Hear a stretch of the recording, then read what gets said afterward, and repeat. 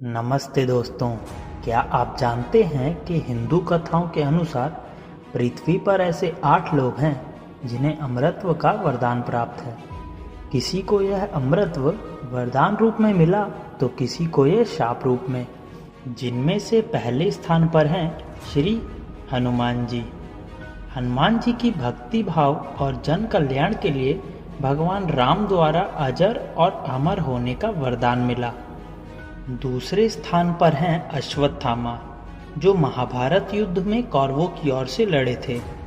हुआ कुछ यूं था कि उन्होंने रात्रि काल में सोते हुए पांडव पुत्रों की हत्या की थी, जिसकी वजह से भगवान कृष्ण ने उन्हें प्रायश्चित के लिए उनके माथे पर लगा मणि निकालकर भूलोक में भटकने के लिए अमृत का शाप दिया। तीसरे स्थान पर हैं रावण के भाई विभीषण, जिन्होंने रावण का विरोध किया और धर्म का मार्ग अपनाते हुए भगवान राम की शरण ली। चौथे स्थान पर हैं ऋषि मार्कंडेय, जो भगवान शिव के परम भक्त थे। ऋषि मार्कंडेय की मृत्यु अल्प आयु में ही निश्चित थी, परंतु महामृत्युंजय मंत्र सिद्धि से भगवान शिव को प्रसन्न कर वे चिरंजीवी बने। पांचवें स्थान पर हैं भगवान परशुराम, जो भगवान विष्णु के 6वें अवतार हैं और उन्होंने 21 बार अधर्मी क्षत्रियों से पृथ्वी जीतकर ब्राह्मणों को दान कर दी थी।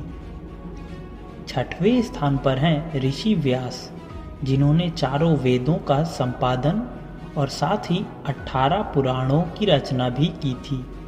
महाभारत और श्रीमद् भागवत गीता की रचना भी इन्होंने ही की थी। 7वें स्थान पर हैं राजा बलि। राजा बलि बहुत दानी थे।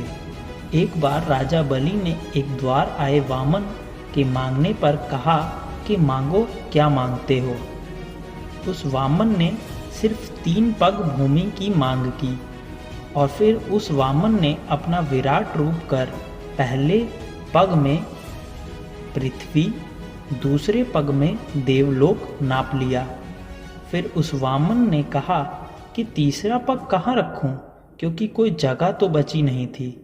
तब राजा बलि ने अपने सर पर पैर रखने का आग्रह किया, जिससे खुश होकर वह वामन, जो वास्तव में भगवान विष्णु थे, अपने रूप में आए और राजा बलि को अमरत्व का वरदान दिया।